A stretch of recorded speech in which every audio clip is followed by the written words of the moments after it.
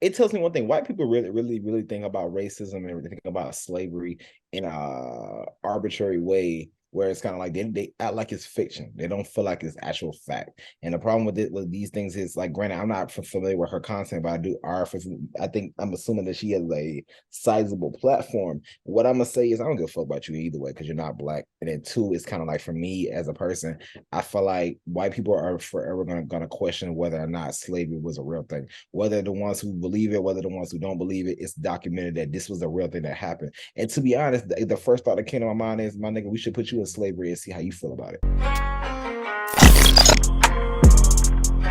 Realmatic Podcast. JustPearlyThings, white YouTuber who came out. Yep. She had a lot of red pill talking points. She was basically like the voice of women that would convey how men feel. But recently, she was on an interview with Nick Fuentes, and she had a lot of things to say. Some of those things were a bit racist. So we're going to go into this video. We're going to be reacting to this YouTuber called Mediocre Tutorials and Reviews. So shout out to him. Yeah, man, let's get into it. So for those just unaware of what's been going on, Pearl has recently come under fire for these particular comments. I'm trying to get my Africans in America. My Africans. Oh gosh. Oh boy. They're gonna be in get trouble. yourself This sounds similar to the slavery stuff too, because that's literally the founder of, or the guy who made Root said, I wanted a myth for my people to live by. So they often, but that's what they do is they embellish, and I'm not trying to say it wasn't horrible, it was. Right. But they want to make it like more horrible so that they can control people. Bro, when she said that, when she started talking, my man went eyes wide like, oh shoot, oh no, this is not the rabbit hole I was thinking we was going down. But I'm gonna let her cook. I'm gonna let her. Who wants to hold the gun first? Who wants to hold the gun first? I guess I got it for a sec, bro. Toss it over here, I guess. All right. Bro. Yo, come on, you gotta be serious. Yo, she thought she was eating, bro, when she was like, yeah, the writer of Roots. Like, hey. That don't mean shit to me. She ate. Roots. Roots. Bro, that's your historical context. Yo, she said, the writer of Roots, he said he just wanted to make something embellished. Like, yo, hey. Shut up. Oh God, man. I don't know what is it when they get a mic, when they do interviews like this, they just feel like they gotta say some extra BS. Their real feelings start to pour out into the ain't mic. nobody, like, I feel like nobody even asked for that context, and you just gave that extra.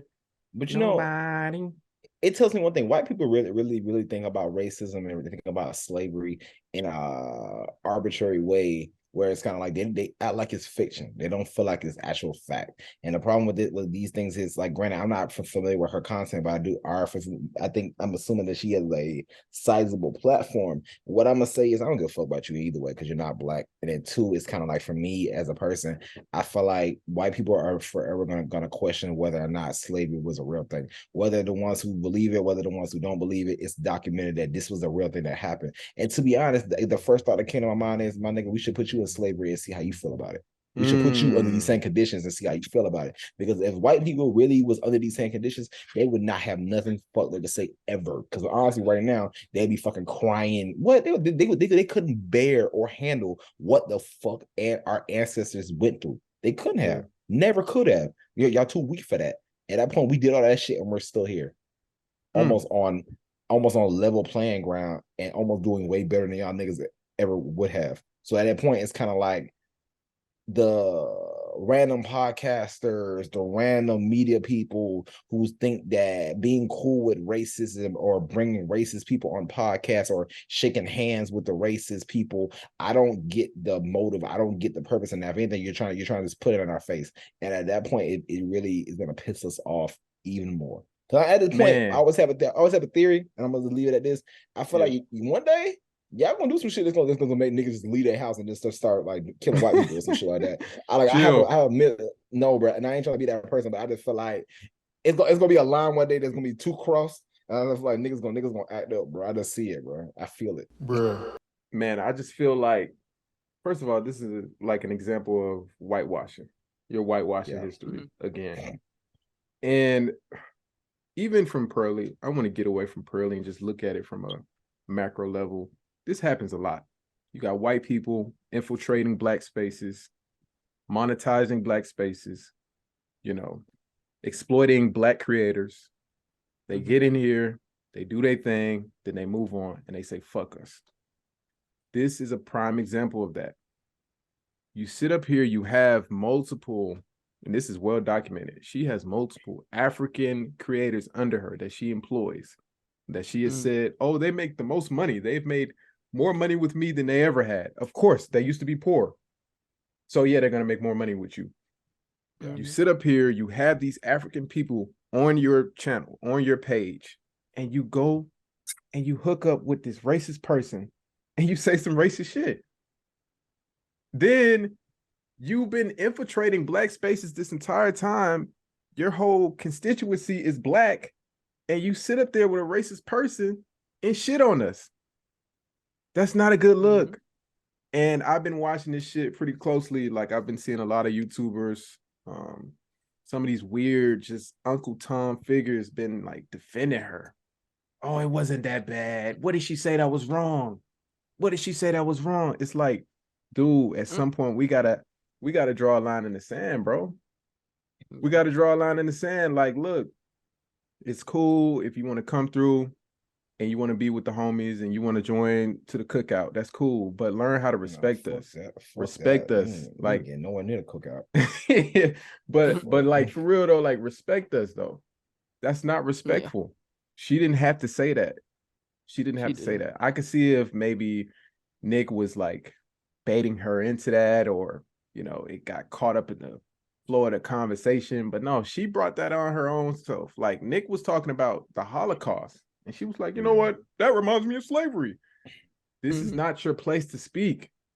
You don't know what the fuck you talking about. Stop. We got to stop doing that shit. That's man. how you know she ain't got no like real Black friends, no people that she really respects. But even then, why? Because you wouldn't part your lips to say certain stuff. Facts. Yeah.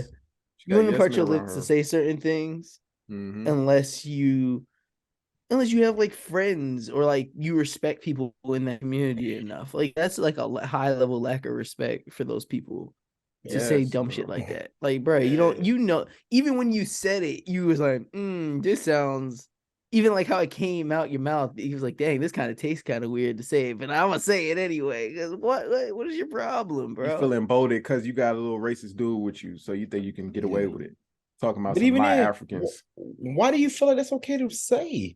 Like, why do you feel like these are things okay to say on camera? This shit can never be deleted. This shit is forever, bro. Like, exactly. We're talking about this shit. Forever. We're talking about this shit right now because you recorded this shit and posted it, dumbass. And the video is gone, Marlon. The video is gone. Oh, is it? Bro. Yeah, the video is gone, but we still got it, motherfucker. Like, that's not how you're supposed to move. Look, if you want to be racist in 2023, be racist. Bruh. But you got to pick what kind of racist you want to be.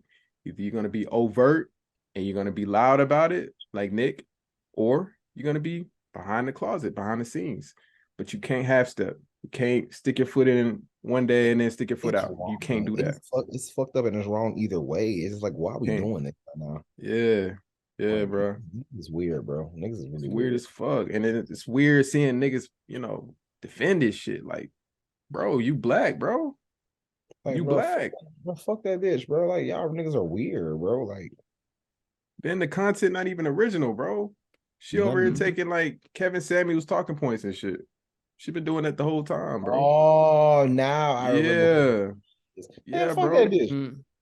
Like, come on, man. This shit weird, bro. All right. Put your ass in motherfucking slavery. See how you feel about that shit.